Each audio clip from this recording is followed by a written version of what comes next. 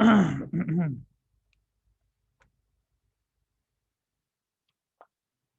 हमने electric power वाला portion कल करा था। पहले तो एडवांटेजेस और डिसएडवांटेजेस देखे थे सीरीज और पैरेलल सर्किट के अलग अलग।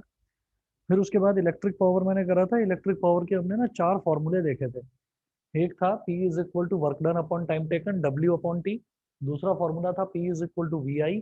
तीसरा फॉर्मूला था P is equal to I square upon R और आई स्क्वायर इंटू आर। और चौथा फॉर्मूला था P is equal to V square upon R. ये 4 फॉर्मूले हमने देखे थे। अब इसके बाद मैंने एक क्वेश्चन कल करा था। नेक्स्ट क्वेश्चन अभी करते हैं। नेक्स्ट क्वेश्चन देखते हैं।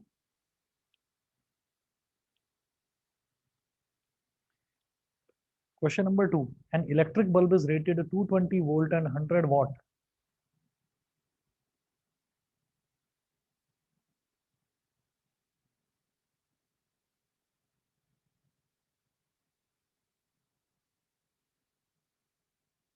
An electric bulb is rated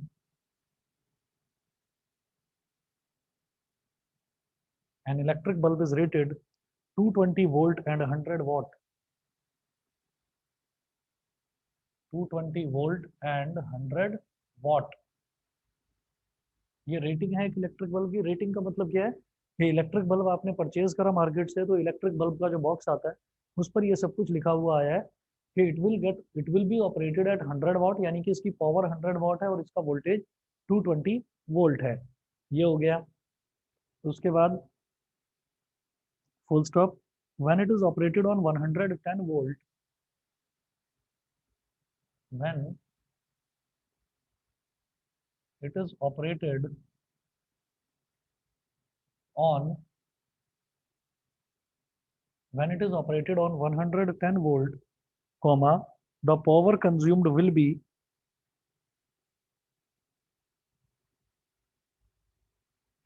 when it is operated on 110 volt, comma, the power consumed will be। अब इसमें ऑप्शंस दे रखे हैं मुझे। ए ऑप्शन है, ऑप्शन ए है 100 वाट।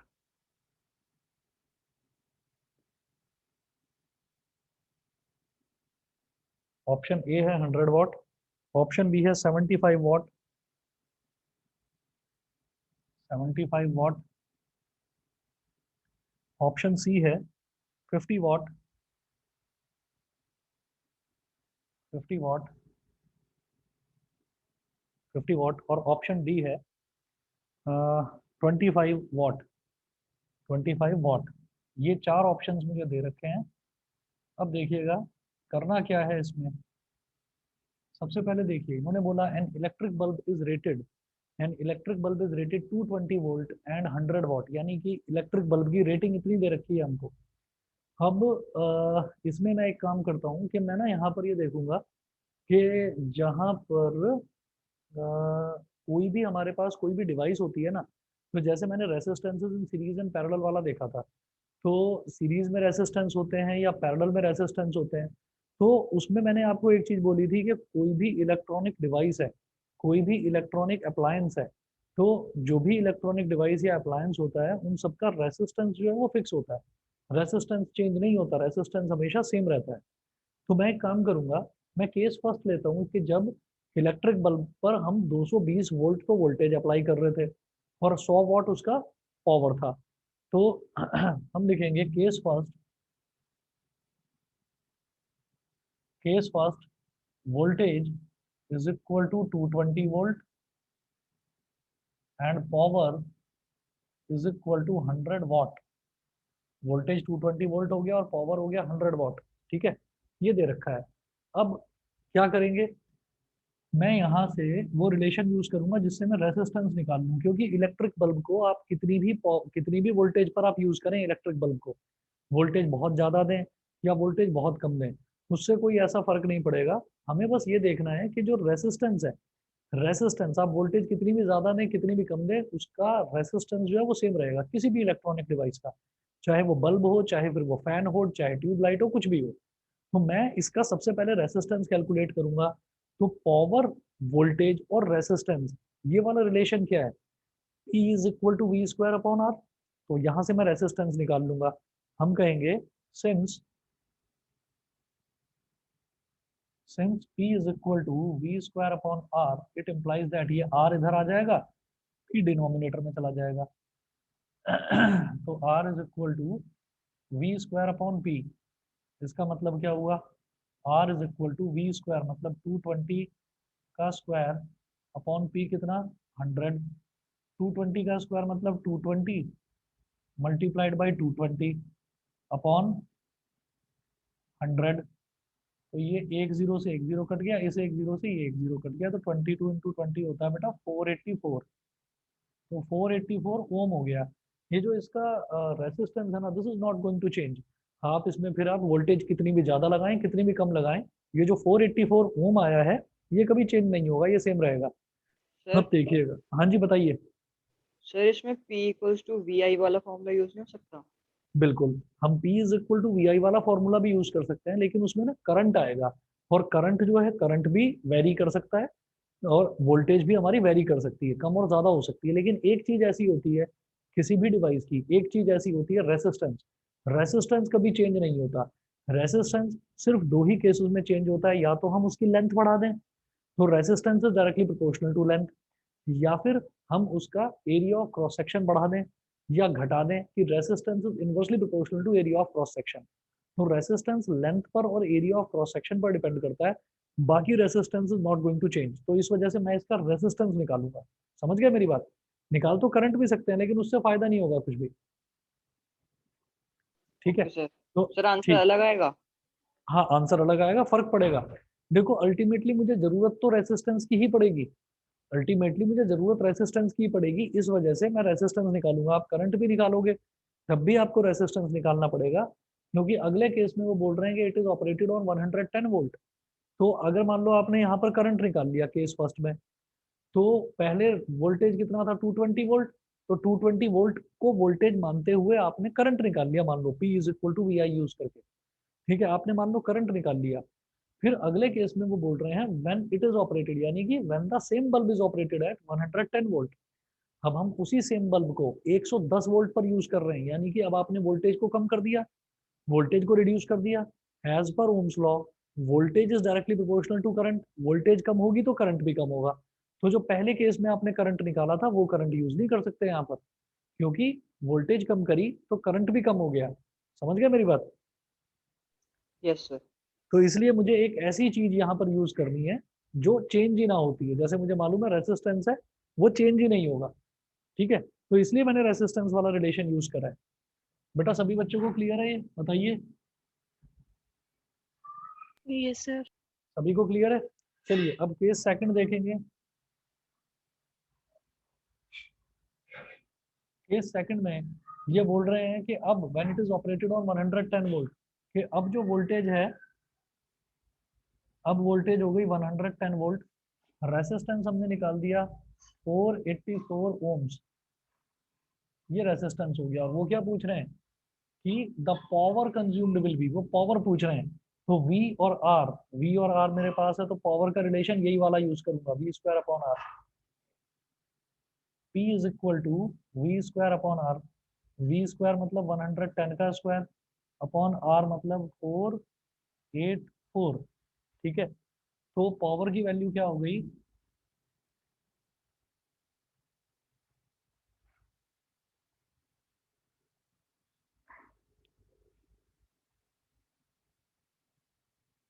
P इज इक्वल टू 110 का स्क्वायर यानी कि 110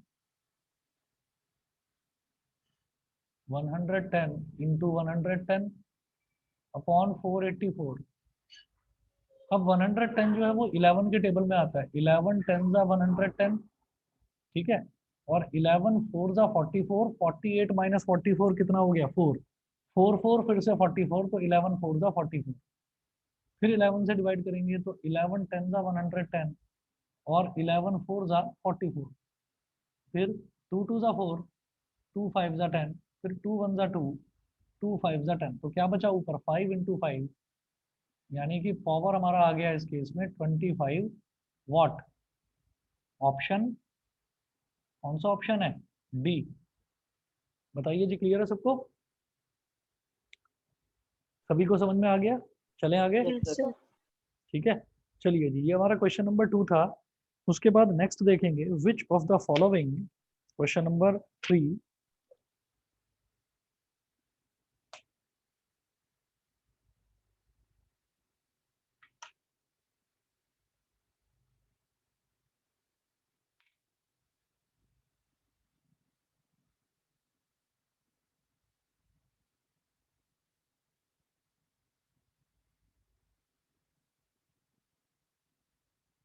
question number 3, which of the following does not represent electric power in a circuit? Which of the following does not represent electrical power in a circuit? Electrical power in a circuit, question mark. अब इसमें 4 options दे रखे हैं। Option number A है I square R, option number B है I R square, option number C है V I, और option number D है V square upon R. वो पूछ रहे हैं कि इन चारों में से, ये जो 4 मेरे को दे रखे हैं, which of the following does not represent electrical power in a circuit, इन चारों में से इलेक्ट्रिकल पावर कौन सा नहीं है। तो हमने इसके 4 रिलेशन डिराइव करें। तो आप ये देखिए कि पहला रिलेशन हमारा ये था वी आई, तो वी आई तो है, इसको छोड़ दो। आई स्क्वायर आर ये भी है, वी स्क्वायर अपॉन आर ये भी है, तो करेक्ट ऑप्शन क्या हो गया, वी आई। ये वी आई केवल यही, sorry,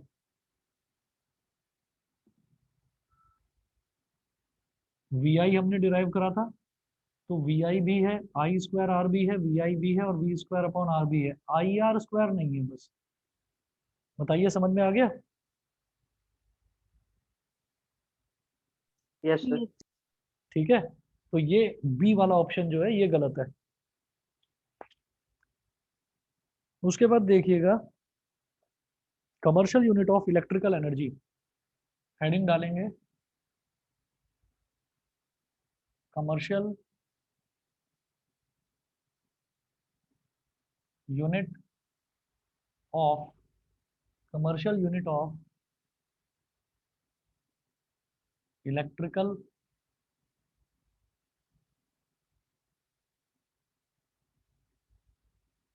commercial unit of electrical energy.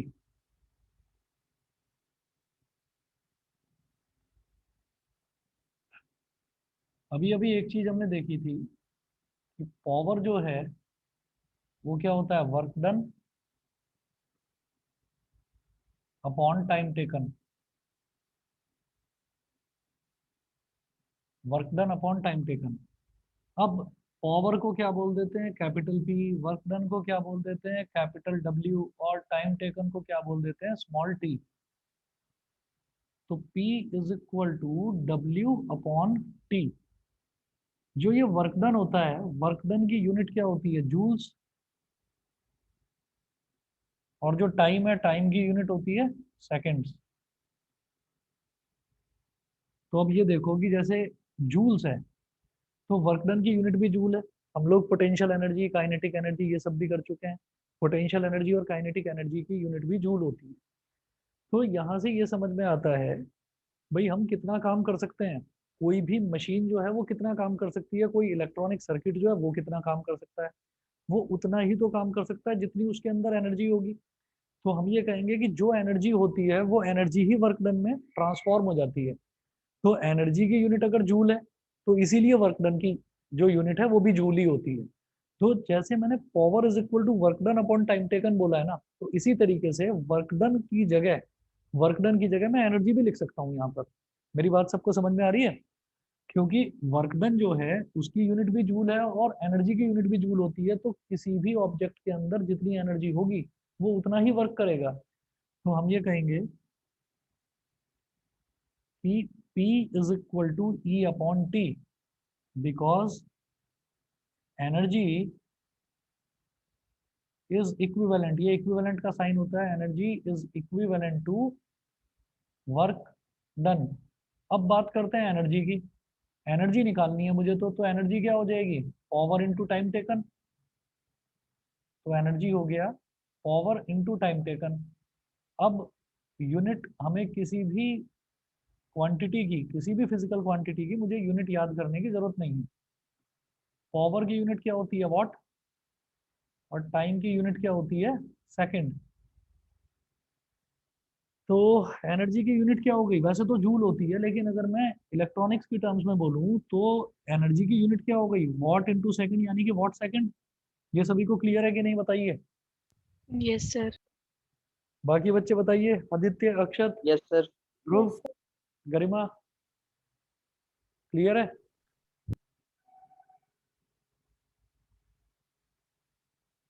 Yes sir. ठीक है। अब हम जो घरों में इलेक्ट्रिसिटी यूज करते हैं ना, तो घरों में जो इलेक्ट्रिसिटी यूज करते हैं तो उसके लिए जो इलेक्ट्रिसिटी बोर्ड है, इलेक्ट्रिसिटी बोर्ड जो कैलकुलेट करता है कि हमने कितनी बिजली यूज करी है, तो वो ना तो वोल्टेज यूज करता क्योंकि वोल्टेज भी फ्लक्चुएट होती है, ना वो करंट यूज करता क्योंकि करंट भी फ्लक्चुएट होता है। ये दोनों चीजें ऑल्टरनेटिंग करंट होता है। ऑल्टरनेटिंग का मतलब anything which keeps on changing, which keeps on alternating. तो करंट भी हमारा चेंज होता रहता है, वोल्टेज भी चेंज होती रहती है। तो करंट और वोल्टेज तो क्राइटेरिया ही नहीं है, लेकिन एनर्जी है क्राइटेरिया। वो एनर्जी प्रोवाइड करता है हमको इलेक्ट्रिसिटी बोर्ड। वो जो एनर्जी है, एनर्जी को अगर वो सेकंड के हिसाब से निकालने लगे तो फिर हो गया काम। आप समझ लो सेकंड कितने हो जाएंगे एक महीने में, एक महीने में कितने सेकंड हो जाएंगे। आप 24 घंटे के अगर सेकंड्स की बात करें तो एक घंटे में टोटल 3600 सेकंड होते हैं, ठीक। और उसको 24 से मल्टीप्लाई करो, फिर जो आएगा फिर उसको आप 30 से मल्टीप्लाई करो, तो टोटल नंबर ऑफ सेकंड्स वो कितने में हो जाएंगे, हजारों में, लाखों में हो जाएंगे। तो आप एक काम करिएगा, इसी वजह से इसी वजह से इलेक्ट्रिसिटी बोर्ड ना सिर्फ हमारे कंट्री का, सभी कंट्रीज का क्या करता है कि जब कमर्शियल यूनिट यानी कि जब एनर्जी की यूनिट कैलकुलेट करता है, तो ये जो टाइम है, इस टाइम को सेकंड में ना लेकर इसको आर में ले लेता है, इसको आर में ले लेता है। और ये जो वॉट है, पावर की जो यूनिट है वॉट, इसको वॉट में ना लेकर इसको किलो वॉट में ले लेता है। तो मेरे लिए कुछ भी मुश्किल नहीं है, जो भी पावर दे रखी हो, जो भी पावर दे रखी हो वो वॉट में दे रखी होगी, उसको किलो वॉट में कन्वर्ट कर लो। कैसे, 1000 से डिवाइड करके। टाइम अगर सेकंड में दे रखा हो उसको आर में कन्वर्ट कर लो। कैसे, 3600 से डिवाइड करके। तो मेरे पास पावर जो है वो तो किलो वॉट में होनी चाहिए और टाइम जो है वो आर में होना चाहिए। तो एनर्जी की यूनिट क्या बन गया, किलो वॉट आर। बताइए समझ में आता है कि नहीं, क्योंकि दोनों मल्टीप्लाई हो रहे हैं, तो किलो वॉट इंटू आर मतलब किलो वॉट आर। बोलो। Yes sir. ठीक है। तो आप यहाँ पर नेक्स्ट स्टेप में नोट करें कि फॉर कैलकुलेटिंग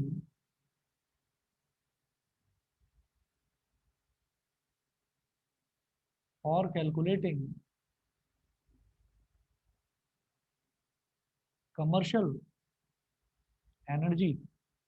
कमर्शियल का मतलब क्या है कि वो चीज जिसके लिए पैसा पे करना पड़ता है, रुपया पे करना पड़ता है। तो for calculating commercial energy, comma, power must be taken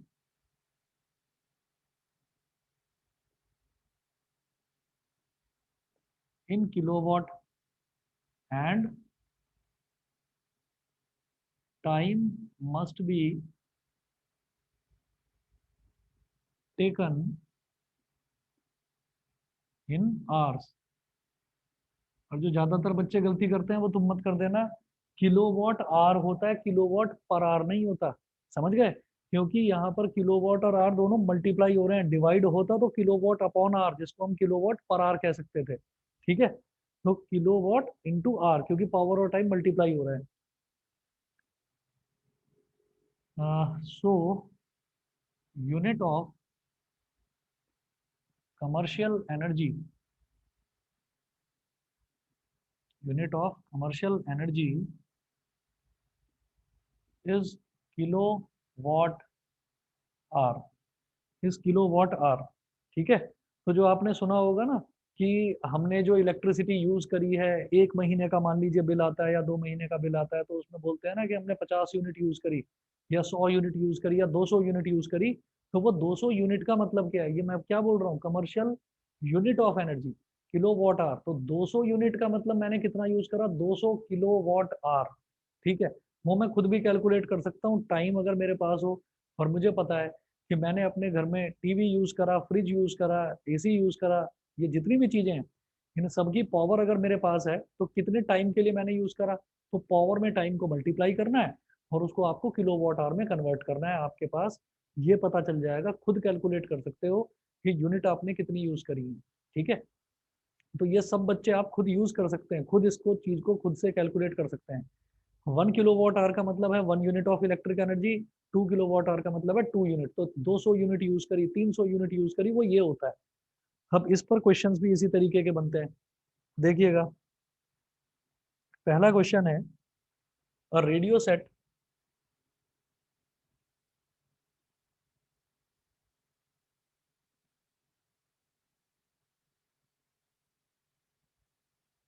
radio set of 60 watts.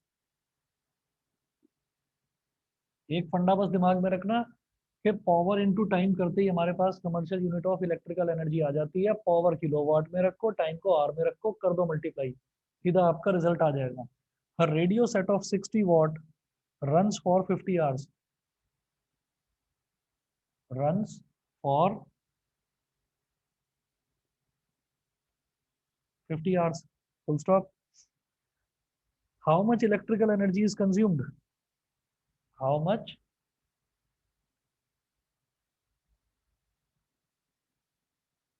electrical energy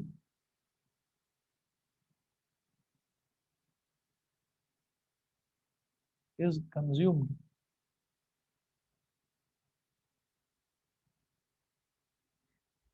देखिए, रेडियो सेट क्या होता है, वो जो ट्रांजिस्टर होता है ना, वो ट्रांजिस्टर की बात हो रही है यहाँ पर कि हम एक ट्रांजिस्टर यूज करते हैं। और सोचिए कि पूरे महीने का डेटा दे रखा है ये, कि पूरे महीने में मैंने वो 50 घंटे के लिए चलाया। ठीक है, तो उसकी जो पावर है वो दे रखी है 60 वॉट।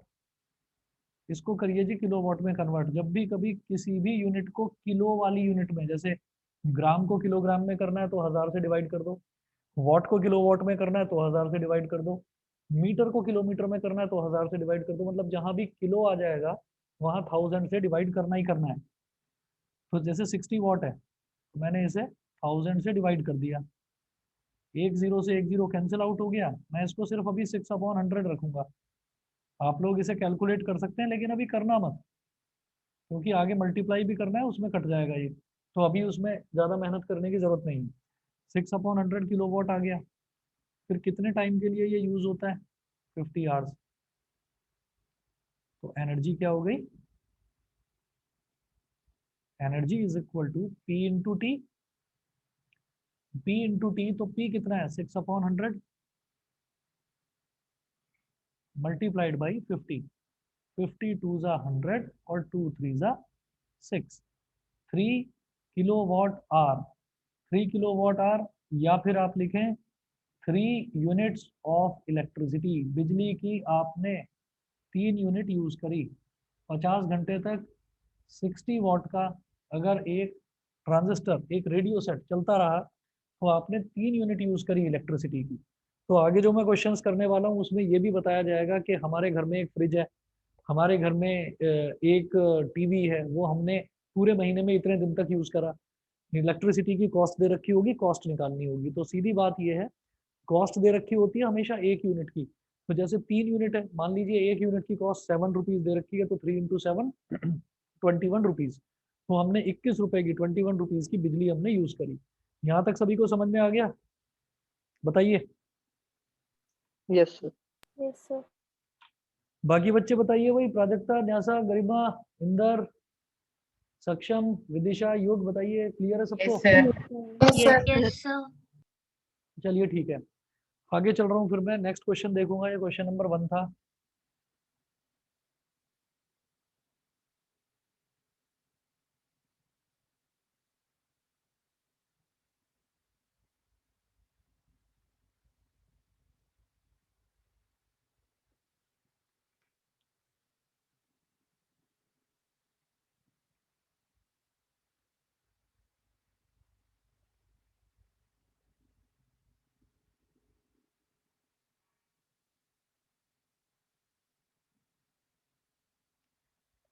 क्वेश्चन नंबर 2 देखिएगा।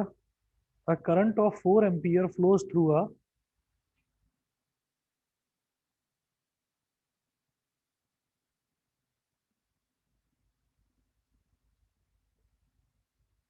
a current of 4 ampere flows through a 12-volt car headlight bulb. 12-volt car headlight bulb. 12-volt car headlight bulb for 10 minutes. For 10 minutes. Full stop. How much energy transfer occurs during this time? How much energy transfer, how much energy transfer occurs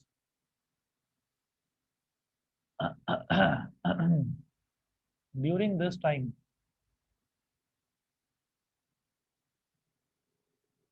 how much energy transfer occurs during this time. अब आप ये देखिए, यहाँ पर आपकी मर्जी है, आपको जो एनर्जी निकालनी है वो एनर्जी आप कैसी भी निकाल सकते हो। जैसे कार की हेडलाइट की बात हो रही है, 4 एम्पियर का करंट फ्लो कर रहा है, उसमें 12 वोल्ट की बैटरी होती है। 12 वोल्ट की कोई भी आप बैटरी उठाएंगे तो 12 वोल्ट की ही बैटरी होती है। तो 12 वोल्ट की बैटरी हो गई और 4 एम्पियर का करंट हो गया। इसके लिए मुझे कोई पेमेंट थोड़ी करना है, ये कोई कमर्शियल यूनिट निकालने की यहाँ जरूरत नहीं है, लेकिन निकाल भी दोगे तो भी कोई गलत नहीं है। तो हम क्या करेंगे, करंट ऑफ 4 एम्पियर और वोल्टेज कितना दे रखा है बेटा, बैटरी का वोल्टेज कितना है, 12 वोल्ट। तो पावर कैसे निकालूंगा, V इंटू आई। तो पहले जो डेटा गिवन है वो लिखेंगे। वोल्टेज कितनी दे रखी है, 12 वोल्ट। करंट कितना फ्लो कर रहा है बल्ब में, 4 एम्पियर का। और कितनी देर तक, 10 मिनट के लिए हम हेडलाइट ऑन रखते हैं, तो वो पूछ रहे हैं कितना एनर्जी ट्रांसफर हुआ। तो पावर निकालेंगे पहले। पावर होता है VI, तो 12 इंटू 4, तो 12 फोर ज़ा 48, 48 वॉट हो गया। चाहे तो वॉट में छोड़ो, अगर वॉट में छोड़ दिया और टाइम को सेकंड में कन्वर्ट कर दिया तो जो पावर, जो हमारी एनर्जी आएगी वो जूल्स में आएगी। और अगर इसको किलोवाट में कन्वर्ट करा तो टाइम को भी आर में कन्वर्ट करना पड़ेगा, और फिर दोनों को मल्टीप्लाई करेंगे तो एनर्जी किलोवाट आर में आएगी। तो ये हो गया 48 डिवाइडेड बाई 1000 किलो वॉट। अब इसको मैं अभी डिवाइड नहीं कर रहा, मैंने इसको अभी ऐसे ही छोड़ दिया, ठीक है। डिवाइड करते रहेंगे बाद में। 48 अपॉन 1000। उसके बाद देखिएगा, जो टाइम है, टाइम दे रखा है 10 मिनट। मिनट एक छोटी यूनिट है और आर एक बड़ी यूनिट है। छोटी से बड़ी में जब कन्वर्ट करते हैं तो डिवाइड करते हैं, बड़ी से छोटी में जब करते हैं तो मल्टीप्लाई। तो मैं मिनट से आर में कन्वर्ट कर रहा हूँ तो 60 होता है। एक आर में 60 मिनट्स होते हैं, तो मिनट को आर में कन्वर्ट करने के लिए 60 से डिवाइड करेंगे। इसको भी ऐसे ही छोड़ दिया, 10/60 आवर्स। पावर आ गया, टाइम आ गया, energy power into time, 48/1000 multiplied by 10/60। अभी जीरो से जीरो काट दिया, 6 8 ज़ा 48। नीचे 3 जीरो हैं, तो राइट से 3 डिजिट काउंट करोगे, 0.008 किलो वॉट आर। सभी बच्चों को क्लियर है कि नहीं, बता दीजिए। यस बोलो सर। भाई, समझ गए? किसी को कोई डाउट हो दोबारा बताऊं, बताइए। इशिता, क्षितिज, न्यासा, पालकी, बताइए। सभी को क्लियर है? सर क्लियर है। Sir. Akshat, Aditya, yes sir. Yes sir. चलिए ठीक है जी। अगला देखते हैं, question number 3।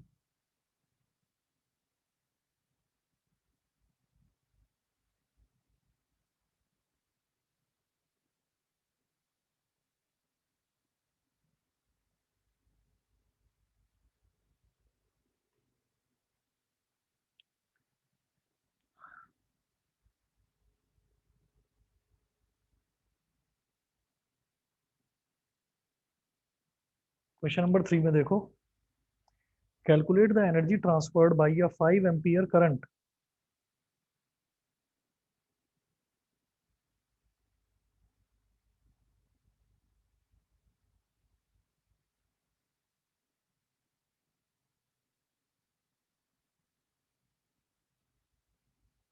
Energy transferred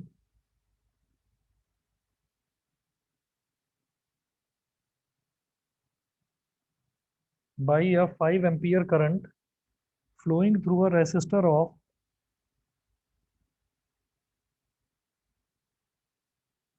flowing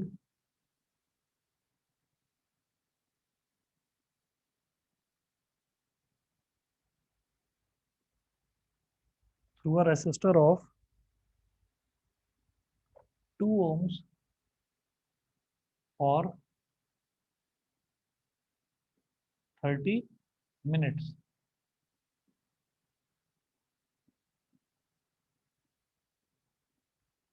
एक मेरे को रेसिस्टर दे रखा है। कोई भी इलेक्ट्रॉनिक डिवाइस होती है ना, उसकी एक चीज फिक्स होती है, रेसिस्टेंस, उसकी रेसिस्टेंस वैल्यू। तो मैं कोई भी बल्ब यूज करूं, मैं कोई भी फैन यूज करूं, उसका कुछ भी आप चेंज कर सकते हैं। पावर कम कर सकते हो, ज्यादा कर सकते हो, उसकी वाइंडिंग वगैरह बढ़ाकर।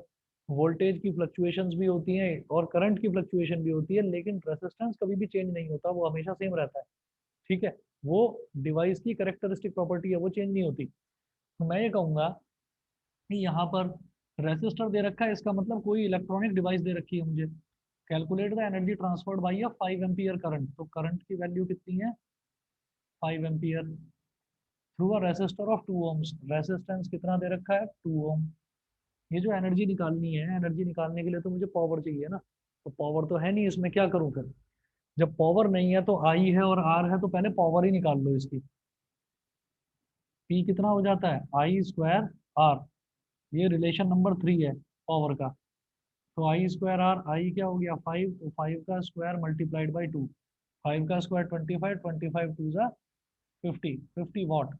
रुक जाओ, अभी 50 वाट पर मत छोड़ो, इसको यहीं के यहीं किलो वाट में कन्वर्ट करो। 50/1000 किलो वाट। जीरो से जीरो कट गया। 5/100 किलो वाट। ये पावर आ गई। कितनी देर के लिए यूज कर रहे हैं हम? 30 मिनट्स के लिए। तो टाइम है 30 मिनट्स। 30 मिनट्स का मतलब क्या हो गया? आधा घंटा। तो 30/60 करोगे तो ये भी हमारा 3 2 6, ये आ गया 1/2 आवर्स। एनर्जी ट्रांसफर पूछ रहे हैं तो E इज इक्वल टू कितना होता है? P into T. पावर कितना है? 5/100 मल्टीप्लाइड बाई 1/2। 2 से 5 को डिवाइड कर दिया, 2.5। 2.5/100 कितना हो गया? 0.025। ये जो पॉइंट है, ये दो places, because there are two zeros in 100, तो ये टू प्लेसेस जो डेसिमल है वो लेफ्ट में खिसक जाएगा। तो 0.2 और एक जीरो और लगा देंगे तो 0.025 kilo what hour, kWh। Clear है? Yes, sir. आगे यस। चलते हैं। ठीक है, क्वेश्चन नंबर 4 नोट करो। क्वेश्चन नंबर 4 है, a refrigerator having a power rating of 350 watt.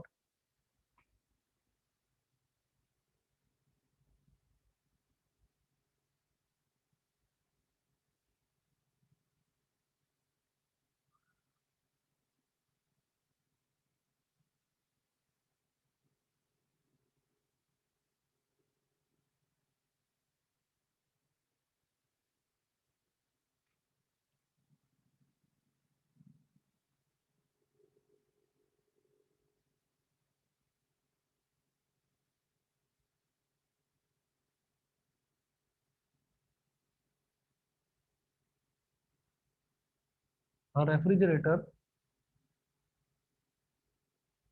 having a power rating,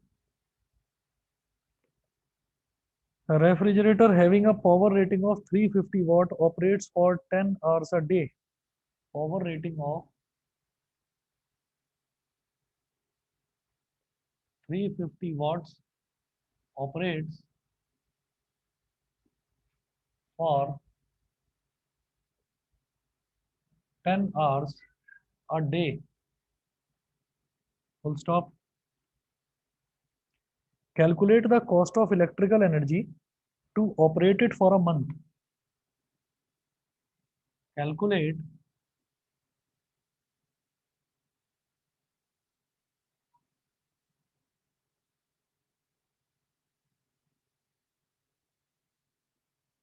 the cost of electrical energy to operate it for a month.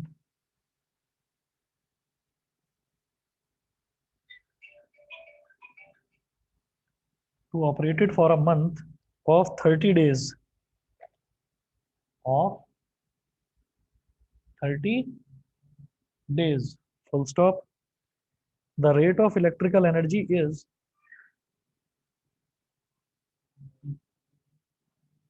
the rate of electrical energy the rate of electrical energy is rupees 3.40 per kilowatt hour. 3.40 पर kilowatt hour. तो क्या है कि एक refrigerator दे रखा है. Refrigerator मतलब एक फ्रिज दे रखा है. उसकी पावर रेटिंग कितनी है? 350 वाट. 350 वाट का एक फ्रिज है. ठीक है, मतलब वो इतनी पावर लेता है. Operate for 10 hours a day. वो एक दिन में 10 घंटे चलता है. ठीक है, 24 घंटे होते हैं, तो उसको 10 घंटे चलाया जाता है रेफ्रिजरेटर को. बाकी टाइम वो बंद रहता है. बंद रहता है तो इसका मतलब फिर वो कोई एनर्जी कंज्यूम नहीं करेगा. Calculate the cost of electric energy to operate it for a month of 30 days. तो पूरे एक महीने में अगर मैं दिन में हर दिन उस फ्रिज को 10 घंटे चालू करता हूँ, 10 घंटे यूज करता हूँ उस फ्रिज को, और पूरे एक महीने में मेरा बिजली का बिल कितना आएगा, वो यही पूछ रहे हैं. The rate of electrical energy is rupees 3.40 पर किलो वॉट आवर. अब पता नहीं है कौन से जमाने की बात चल रही है जब 3 रुपए 40 पैसे पर यूनिट खर्चा हुआ करता था. अब तो इसका डबल हो रखा है. तो खैर हम इसी के हिसाब से करते हैं. तो refrigerator having a power rating of 350 वाट. तो पावर दे रखी है 350 वाट. तो इसको कन्वर्ट करते हैं पहले किलो वाट में. 350 वाट है, तो किलो वाट में कैसे कन्वर्ट करेंगे? Divide by 1000. तो 350 डिवाइड बाई 1000. एक जीरो से एक जीरो कट गया. 35/100 किलो वाट. ये तो आ गई बेटा इसकी पावर. उसके बाद ये 10 घंटे रोज चला रहे हैं हम उसको, फ्रिज को 10 घंटे रोज चला रहे हैं. और कितने दिन है? मतलब एक दिन में 10 घंटे चला रहे हैं, तो 30 दिन में कितना हो जाएगा? 10 × 30. तो मैं इसका लिखूंगा total operating hours. Total operating hours. एक दिन में 10 घंटे, तो 30 दिन में कितना? 10 × 30 यानी कि 300 आवर्स. ठीक है, तो पावर किलोवाट में आ गई और टोटल ऑपरेटिंग आवर जो टाइम है हमारा वो आवर्स में आ गया. अब क्या करें? एनर्जी निकालनी है, दोनों को मल्टीप्लाई करो. दोनों को मल्टीप्लाई करेंगे. Energy E is equal to P into T. अब पावर कितनी है? 35/100. और टाइम कितना बेटा? 300. दो जीरो से दो जीरो कट गया. 35 × 3. 3 5 15, 3 3 9 और 1 5. 9 और 1 सॉरी 10. 105 kilo watt hour. तो ये मेरा क्या हो गया? ये मेरी एनर्जी हो गई. एनर्जी किलोवाट आवर में आती है, तो किलोवाट आवर में हमारी एनर्जी आ गई 105 किलोवाट आवर. यानी कि एक महीने में हमने 105 यूनिट्स यूज करी हैं. उन्होंने यूनिट्स ना बोलकर किलोवाट आवर ही बोला है कि पर किलोवाट आवर, यानी कि एक किलोवाट आवर की कॉस्ट है 3.40. तो इतने किलोवाट की कितनी होगी? मल्टीप्लाई कर दो.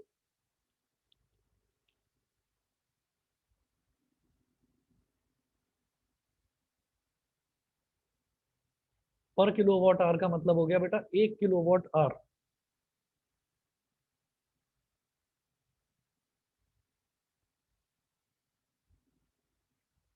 तो हम लिखेंगे cost of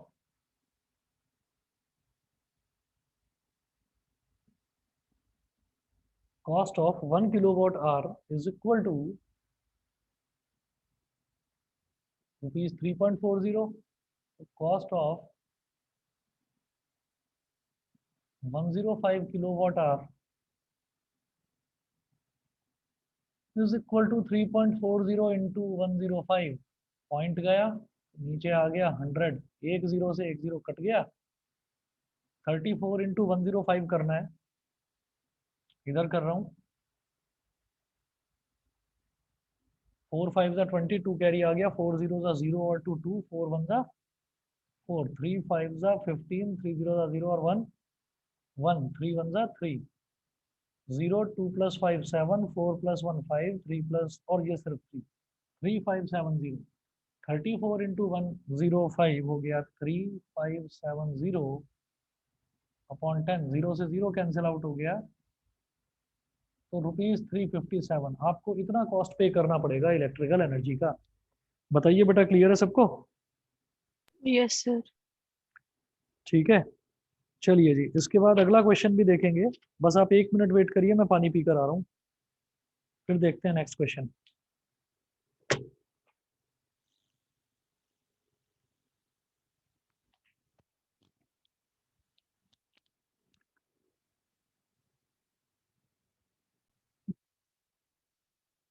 question number 5 note करें। क्वेश्चन नंबर 5 में है, अ bulb is rated eight 200 volt 100 what.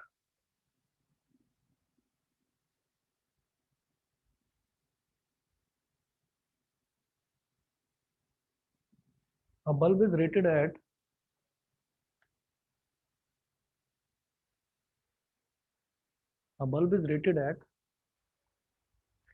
200 volt 100 watt 200 volt and 200 volt and 100 watt, full stop. What is its resistance? What is its resistance? What is its resistance? Question mark. 5 such bulbs burn for 4 hours. 5 such bulbs burn for 4 hours. 5 such bulbs burn for 4 hours. Full stop. What is the electrical energy consumed? What is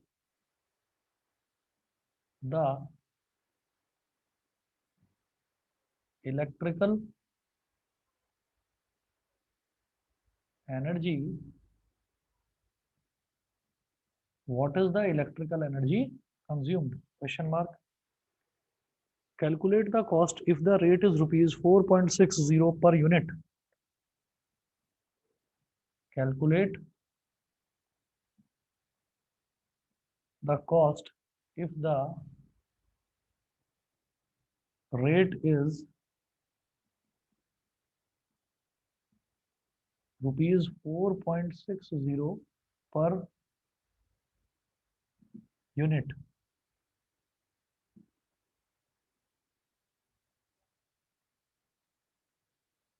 Rupees 4.60 per unit.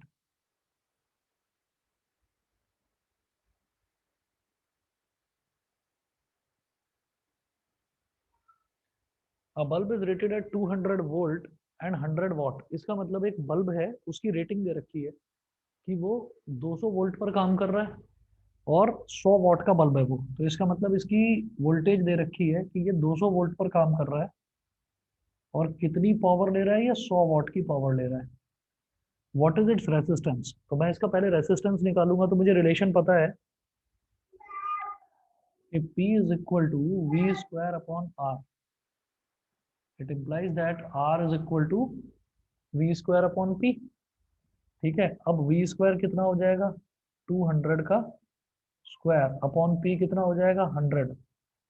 ठीक है, तो resistance कितना आ गया बेटा, 200 का square मतलब 200 into 200 upon 100।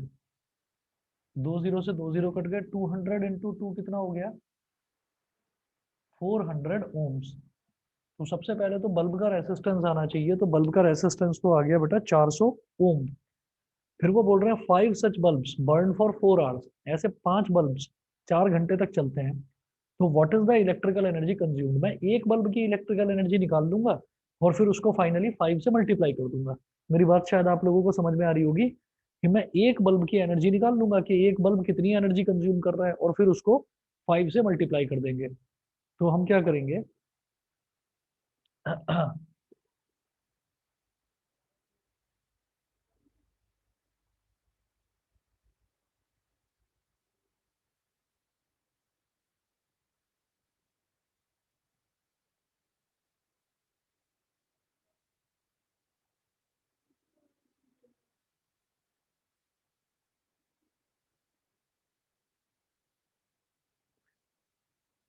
Energy consumed by one bulb, इधर लिख रहा हूं,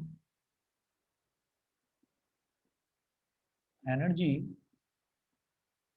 कंज्यूम्ड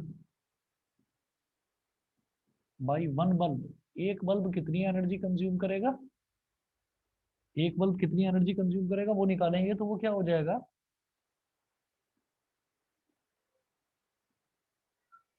P इंटू टी। अब पावर होनी चाहिए किलोवाट में, कितना दे रखा है, 100 वाट का बल्ब है, तो किलोवाट में कैसे निकालेंगे, 100 अपॉन 1000 मल्टीप्लाई बाई कितने घंटे के लिए चलता है, 4 घंटे के लिए, तो मल्टीप्लाई बाई 4। 20 से 20 कट गया, 2 2 जा 4, 2 5 जा 10, तो ये आ गया 2 upon 5 kilo what hour energy consumed by one bulb. अब हम कहेंगे energy consumed by 5 such bulbs. 5 bulbs कितनी एनर्जी कंज्यूम करेंगे, एक तो 2 अपॉन 5 करता है, तो 5 कितनी करेंगे, 2 अपॉन 5 से 5 को मल्टीप्लाई कर दीजिए तो 2 किलो वॉट आर। फिर ये कह रहे हैं कि ये तो इलेक्ट्रिकल एनर्जी आ गई, फिर ये पूछ रहे हैं calculate the cost if the rate is rupees 4.60 per unit. तो 2 किलो वॉट आर का मतलब क्या है, it is equivalent to 2 units. ठीक है, तो हम क्या कहेंगे, cost of 1 unit is equal to rupees 4.60। तो कॉस्ट ऑफ 2 यूनिट्स कितना हो जाएगा, 2 से मल्टीप्लाई कर दो, रुपीज 4.60 इंटू 2, तो 2 जीरो जा 0, 2 6 जा 12, 1 कैरी, 2 4 जा 8 और 1 9, रुपीज 9.20, 9 रुपए 20 पैसे। बताइए जी, समझ में आ गया। Yes, sir. ठीक है, बस ये करने के बाद में फिर इस चैप्टर में हमारा बचता है हीटिंग इफेक्ट ऑफ करंट, और बस लास्ट का ही थोड़ा सा बचा हुआ है, बस एक क्लास और लगेगी, चैप्टर खत्म हो जाएगा आपको। ठीक है जी, तो आज के लिए इतना ही करते हैं, बाकी फिर करेंगे नेक्स्ट क्लास में। Thank you, sir. चलिए Thank जी, you, sir. Okay thank you sir. Okay.